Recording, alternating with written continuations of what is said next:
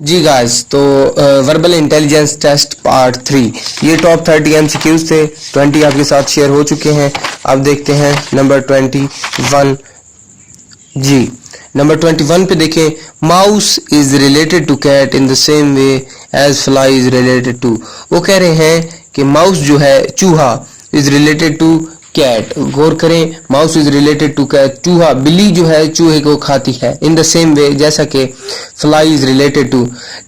उन्होंने तशबीह दी गई है कि तशबीह दी है उन्होंने कि बिल्ली जो है सेकंड जो उन्होंने दिया है वो फर्स्ट को ईट कर रहा है। तो कैट जो है माउस को खाती है। तो फ्लाई किसके रिलेटेड होगा? जो उड़ान होती है वो किसके रिलेटेड होगा? अब देखिए, एनिमल तो उड़ नहीं सकते, हॉर्स घोड़ा भी नहीं उड़ सकता। रैट नंबर डी पे देखें, रैट भी नहीं उड़ सकता। और इधर देखें स्पाइडर, जी बिल्कुल हमारे पास यही ऑप्शन दुरुस्त होगा। स्पाइडर जो है वो रिलेटेड टू फ्लाई। जी ड्रामा, नेक्स्ट देखें, drama is related to scene in the same way as book is related to. अब आप गौर करें, ड्रामे के अंदर सीन होता है, तो बुक के अंदर हमारे पास क्या होता है? जी पेजेस जरूर होते हैं, स्टोरीज भी होती हैं, लिखने वाला ऑथर होता है, लेकिन बुक के अंदर जो होता है वो हमारे पास क्या होते हैं? चैप्टर्स होते हैं। तो हमारे पास सी ऑप्शन जो है वो दुरुस्त होगा। अब देखें नेक्स्ट एमसीक्यू। जी मैंने बताया था बहुत ही इंपॉर्टेंट एमसीक्यूज है।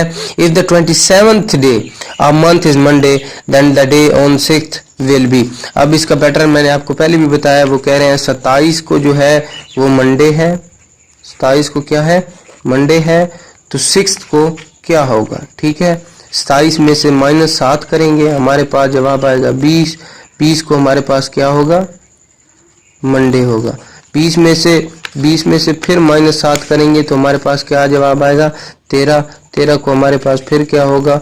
मंडे होगा, क्योंकि 7 दिन के बाद वही दिन रिपीट होते हैं। और फिर -7 करेंगे तो हमारे पास 6 आ रहा है, तो 6 को भी हमारे पास क्या होगा?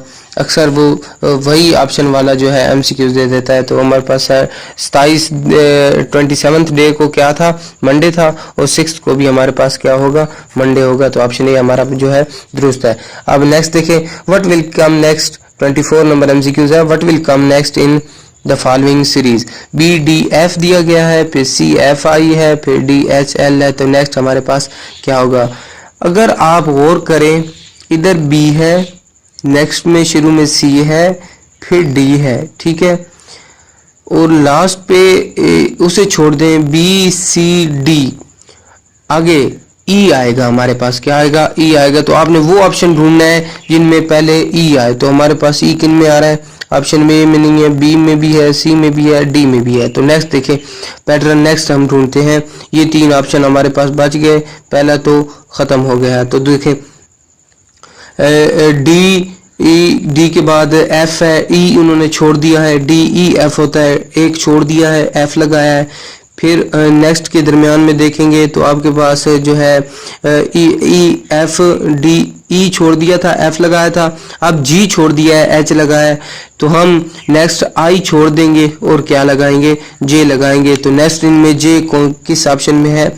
ये ऑप्शन बी में भी नहीं है और डी में भी नहीं है, सी में ऑप्शन मौजूद है। तो ये हमारे पास रह गया। अब आगे आप गौर करना चाहें तो बेशक देख सकते हैं, एफ के बाद जी एच छोड़ दिया है, आई लगाया है, फिर जे के छोड़ दिया है, एल लगाया है, दो छोड़ दिए हैं। अब हम एम एन छोड़ देंगे और ओ लगाएंगे। तो हमारे पास ऑप्शन सी जो है वो दुरुस्त होगा। ठीक है, ये हमने पैटर्न ढूंढा और इसी तरह हमने एमसीक्यू सॉल्व किया। अगर आप देखें, if the sum of 3 consecutive number is 69, what will be the middle number.